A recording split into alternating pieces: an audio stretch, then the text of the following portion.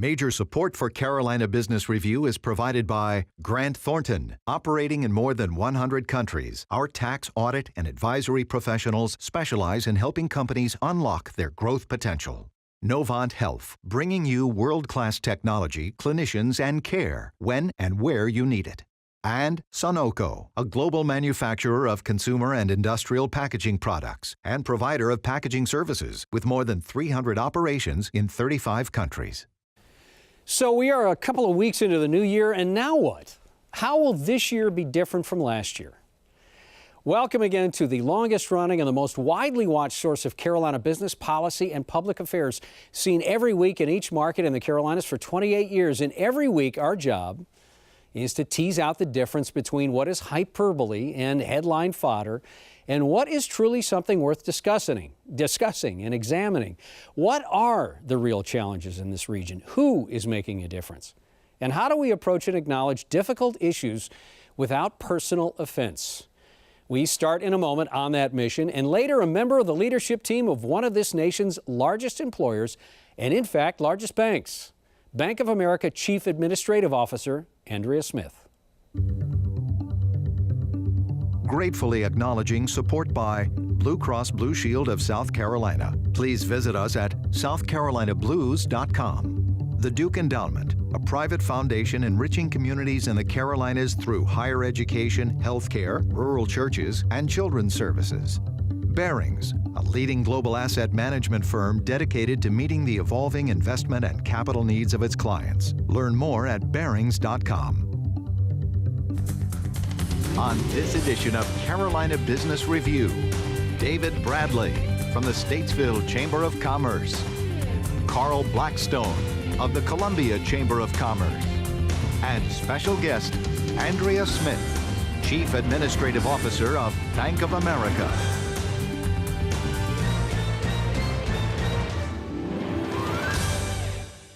Happy New Year. Welcome to our program. Gentlemen, welcome back. Good to see you both. Thank you. Good to be here. Happy New Year. So we're getting ready to start General Assemblies in both North and South Carolina. Carl, what do you hope to get out of it?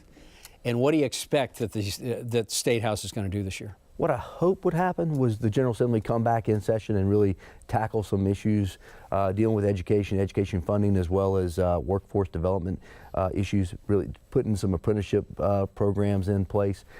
What I expect to happen is not that. I fully expect the House of Representatives up for election this year. All of our constitutional officers are up for election this year.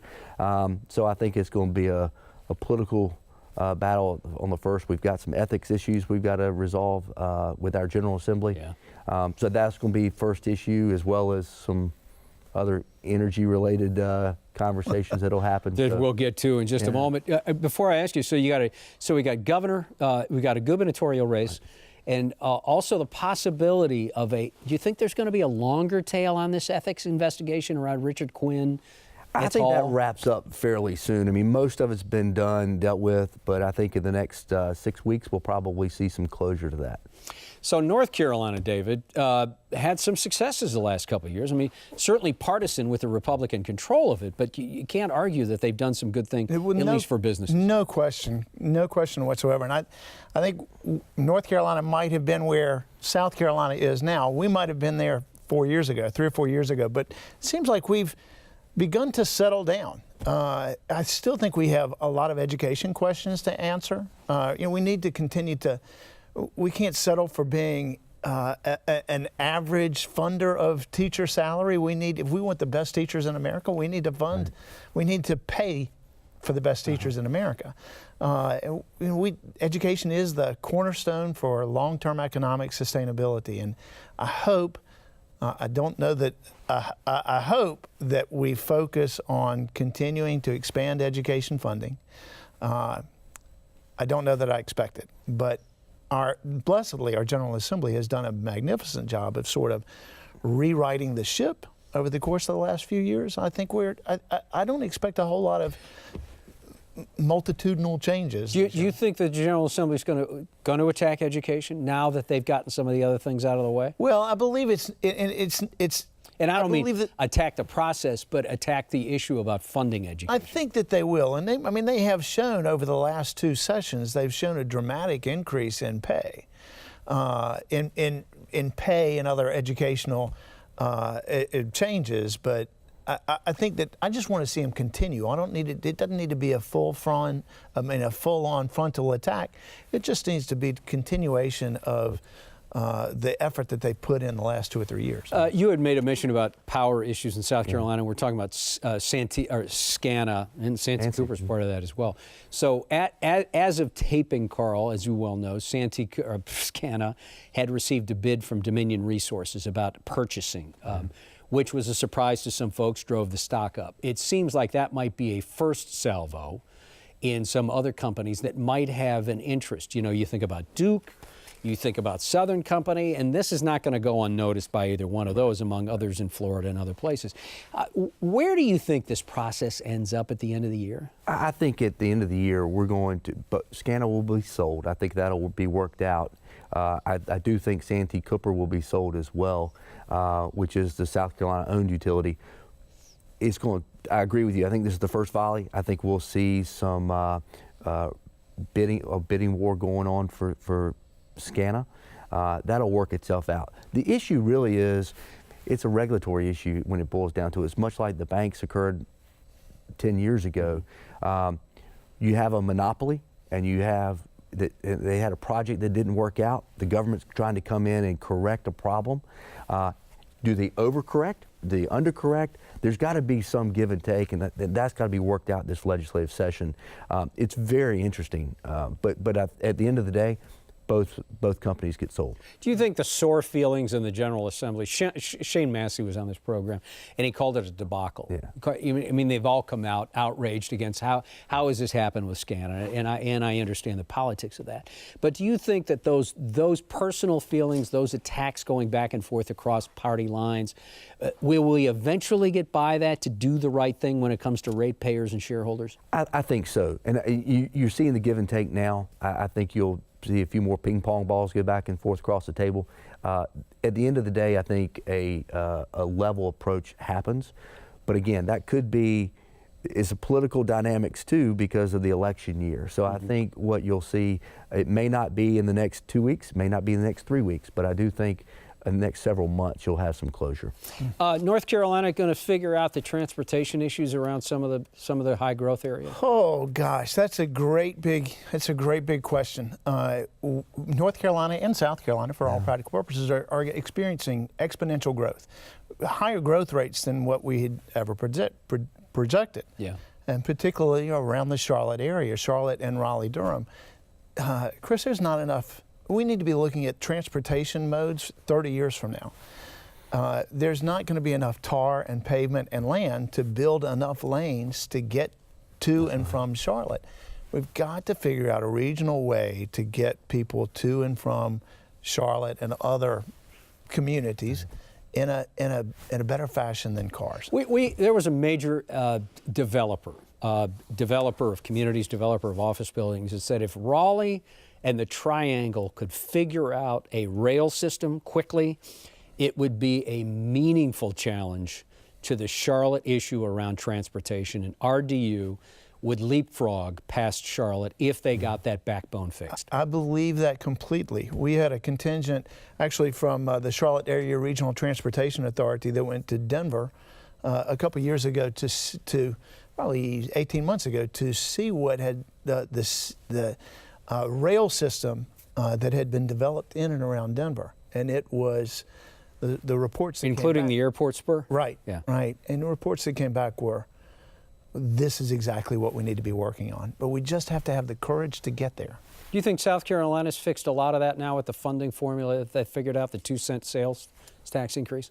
It's a myopic approach. I mean, that it's just funding roads, and it helps. We still going to have the growth and the projections of continued growth of the next 20 to 40 years in both Carolinas is unbelievable. And I totally agree with Dave. There's not enough tar and pavement and land to build the roads that we need. Yeah. But what the Pennies for Progress program in South Carolina is absolutely unique, and at least for the short term in North Carolina, it can provide valuable assistance. Because it progressively funds things that are needed now and doesn't wait to get bogged down in debate around the General Assemblies? Correct. Okay. Correct. All right. Is there going to be more to come on that?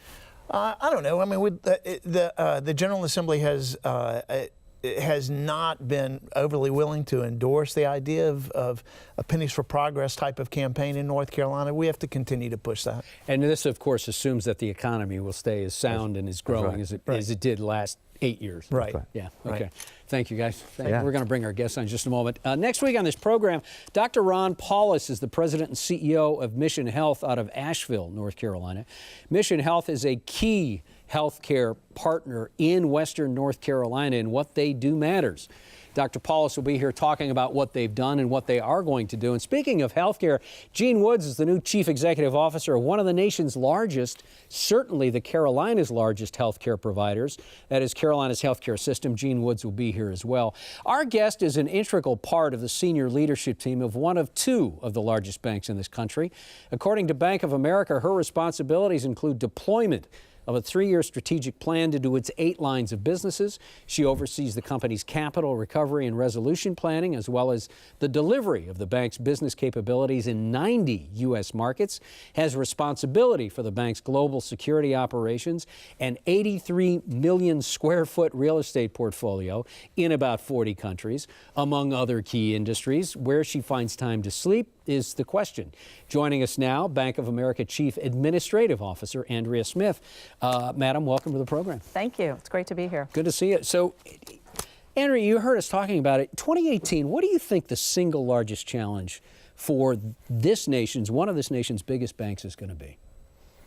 Well, I think what we see in 2018 is a growing economy. So I think the challenge is, how do you stick to your knitting and how do you stay tight to your strategy that you've employed and not go backwards, if you will, Chris? Because we see about at least a 2.5% growth rate, maybe higher with tax reform coming in.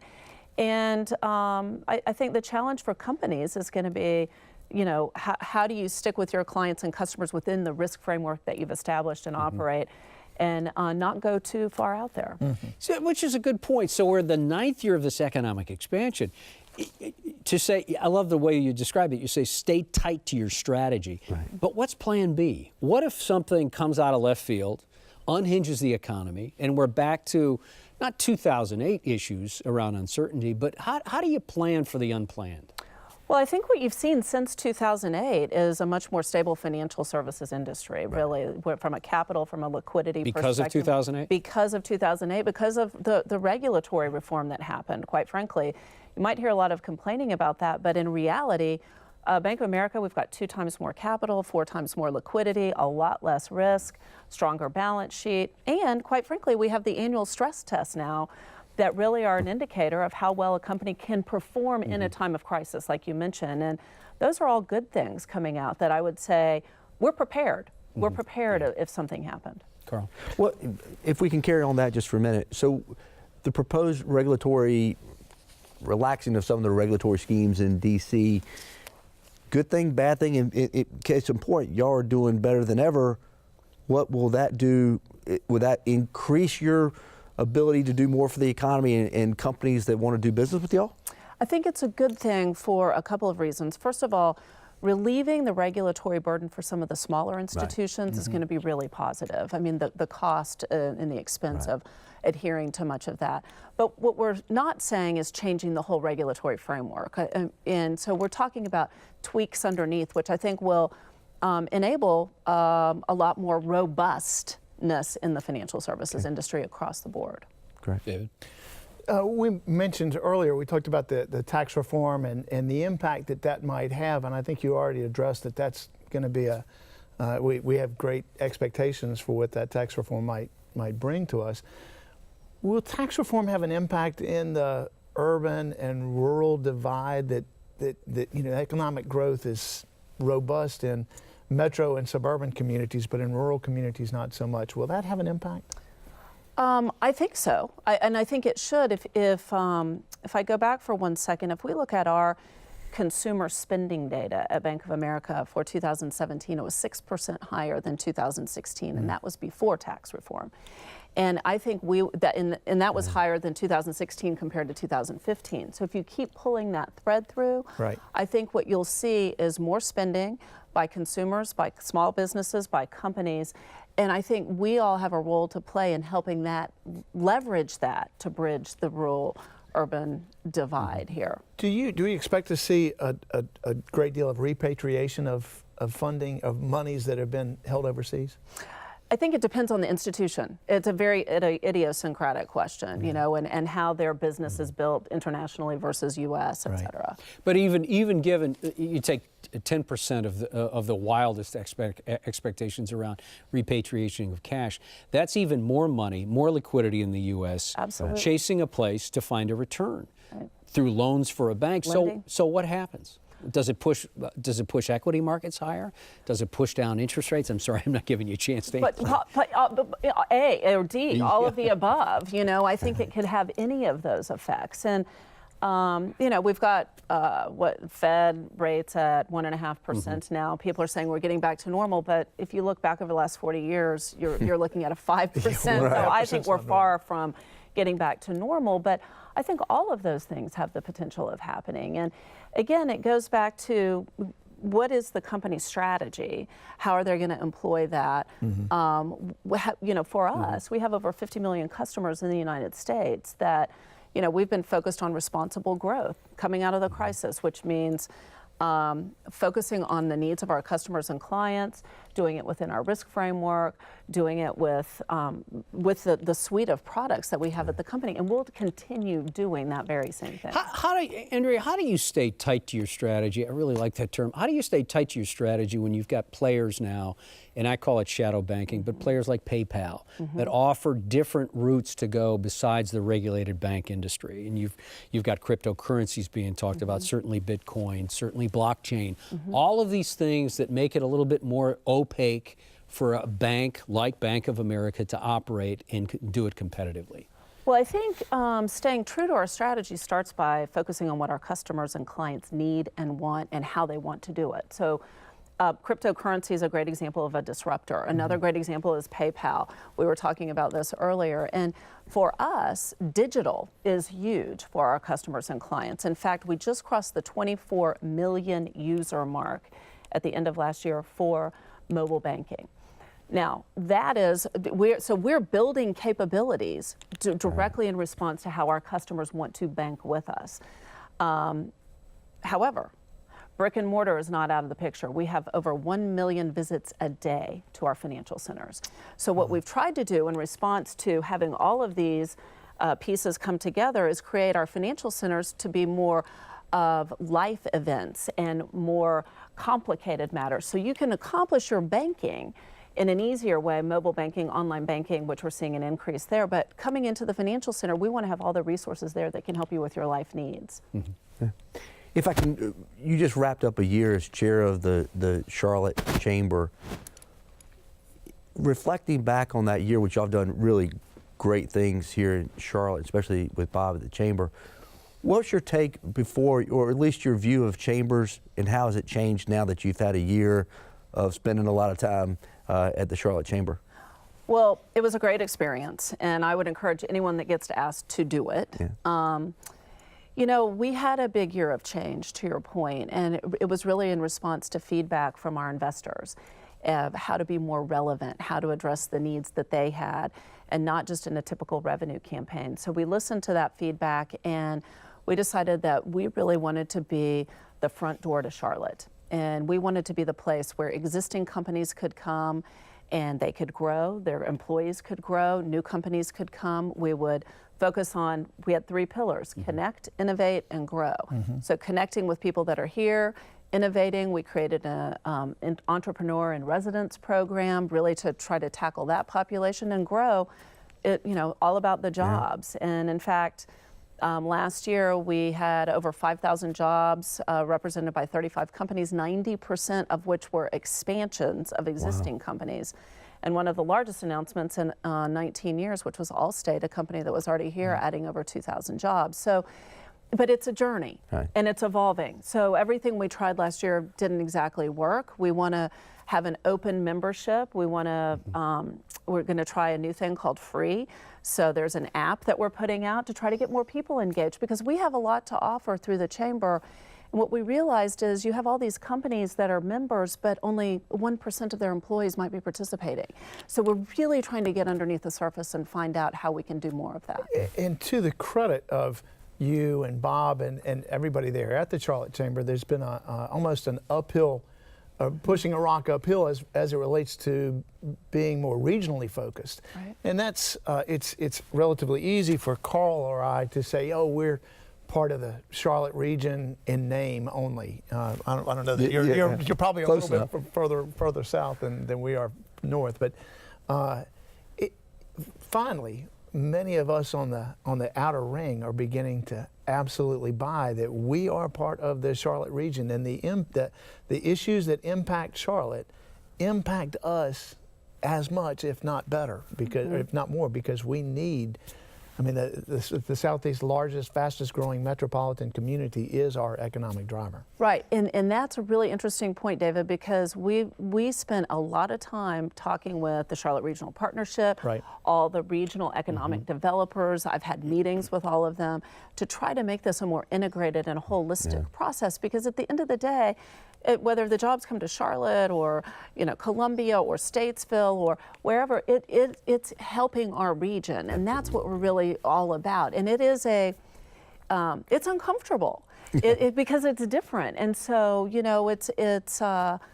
but I think it's the right thing to do, and Bob believes it's the right thing to do, and our investors believe it's the right thing. I think it's the right thing to do too, because we all feel, many of us have grown up to be an island unto ourselves, Right. but we need to And think of the issues that we've had in our state that we've tackled, because if you want to have a vibrant economic development city, community, region, public policy plays a huge role in that. Absolutely. And so I feel like that's been a big piece of what the Absolutely. chamber has really stepped up in. And So to that point, thank you for that segue, because you've taken your bank job, your day job, and leveraged it into a social debate and social do-goodness, if you will, around this economic mobility task force, or economic opportunity task force. I want to ask you this question. So Bank of America has also partnered with Project Greenlight out of Boston. That's a several $million initiative in Charlotte, at least. Andrea, how do you take great research, great minds, good ideas, and now deploy that, apply that, have those tough, awkward dialogues in communities about what's really working, what's race-based, what's economic-based, how can we help, and where do we plug in? So how do you take the think tank and the community leaders to really roll up their sleeves now and get down to where the rubber meets the road on these social issues? well, I think what you would hear Brian Moynihan say, I think he said this at the Economic Outlook Conference before the end of the year, it's imperative that companies get involved and help drive that dialogue to change the outcomes. And if for nothing else, for companies from a workforce development perspective, you look at the economic mobility issues and see that we've got a great workforce here that's untapped, and what are we going to do about it? So I think it's corralling all this collective work, Chris, because there's been great work going on, whether it's in Charlotte or Raleigh or Atlanta or Columbia, pick a city around the country. But what hasn't happened is creating an integrated, holistic plan of how that work is going to change outcomes, not just giving someone, addressing a symptom, but addressing the systems problems that we have here that have taken hundreds of years to develop. So this is not going to happen overnight. So we're getting a lot of questions around why is this taking so long? You've been, chairing this for 7 months. I'm like, well, give me just a little bit more time. But it's creating the conversations. It's creating the platform to have the uncomfortable dialogue to understand what's at the root of this. There are going to be some short-term things that we can fix, whether it's housing, adding housing units, whether it's education, showing people a path from not just a 4-year associate's degree, but to a vocational degree, a certificate, getting out of high school and the doors that opens for you. It's about pre-K and early child care. It's about all of these things coming together. And from Bank of America's perspective, that is one of the key arms of our philanthropy. We gave, actually last year, in the last 8 years, we've given $180 million throughout Charlotte, $60 million of that focused on economic mobility. So this is one market, $180 million throughout Charlotte? From 2010, since Brian became CEO, because it is core to what we believe in. And you can't have a successful company if you're not helping the communities in which you live and serve every day be successful too. You know, we only have 30 seconds left, and would you come back and talk about that a little bit more? I would love to. That is a surprising investment in one market. That's staggering. It is staggering. Thank you, by the way, for being on the program. Glad we finally worked that out. Happy New Year. Thank you. Best You of luck too. to you. It's great to be here. David, always nice to see you. Welcome. We're always glad to be here, Chris. Thank you, David. Thank you. Carl, always nice to have you here. Thank you for having from me. Columbia. Yeah, good to see you. Happy New Year. Thank you for watching our program. Ron Paulus next week. Healthcare, always an issue. Until then, have a nice weekend. Good night. Major funding for Carolina Business Review was provided by the Duke Endowment,